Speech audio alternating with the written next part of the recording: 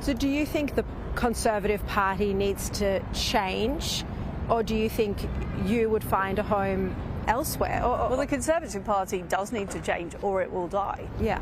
And would you consider returning as leader to the Conservative Party? Do you still have political aspirations? I mean, I don't rule out anything in the future, but what I know from my time as a minister and prime minister is what I call the blob in Britain is very powerful, the unelected bureaucrats, the judiciary.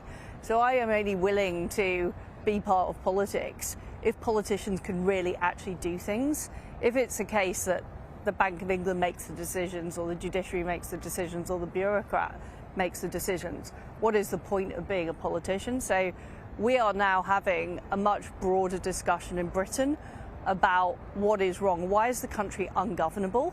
Why have we had a series of prime ministers who haven't delivered what the population actually want? Because of the power of the NGOs, because of the power of the global blob, if you like, the bureaucracy.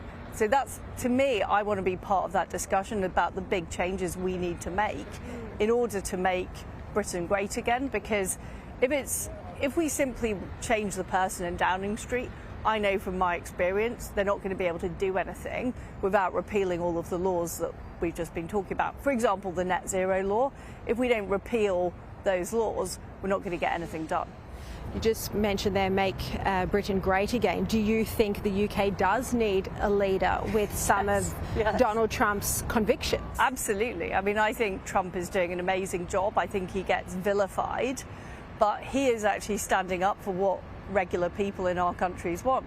They don't want mass immigration, they don't want high energy prices, they don't want high taxes, and Trump is actually taking on the global establishment like the UN, like the World Trade Organization, all these organizations who have got in the way of delivering prosperity for people. Many Jews now say they feel unsafe in London. Do you think this is something that can be changed or reversed at all? It can be changed, but the problem is we've got a Prime Minister now who is appeasing the Islamists to get votes. And he's recognised Palestine, which is completely appalling after what happened on October the 7th, where huge numbers of people were raped and murdered. And he's not doing enough to make sure that Jewish people feel safe and protected, particularly in London, and these marches that are happening all the time.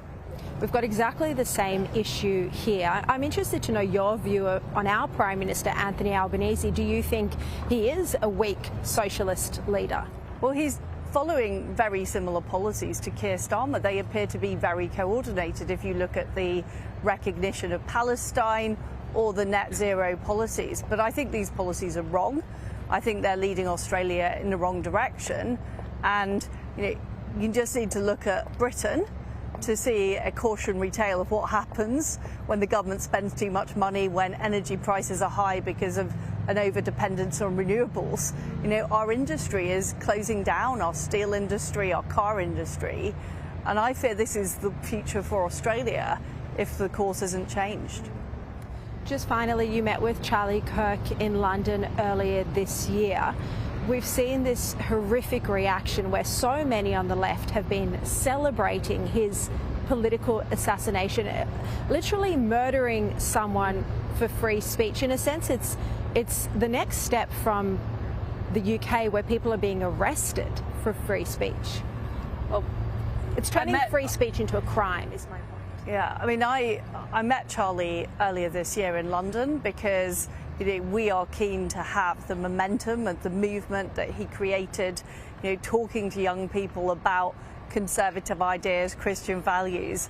We want this in the United Kingdom, and he's a great patriot and inspirational person, and it's an absolute tragedy and a heinous crime that he's been assassinated. And what really bothers me about this is we've seen the left use all kinds of tactics to try and win, not just winning an election or having a rational argument, but they've been using lawfare, they've been using infiltration of the bureaucracy. And now what we're seeing is people on the left using assassination as a technique. And that is beyond horrible. And, Charlie Kirk was somebody who actually wanted to reach out and debate the issues. And rather than try and participate in this, we've seen the extreme left go out and kill him. And it's very difficult to see how on earth you can't reason with people like that. So I think Trump is right to sanction Antifa. You know, I'm very, very concerned about these global left-wing networks who essentially have these murderous aims. But we need to be looking at this in the UK and right across the world.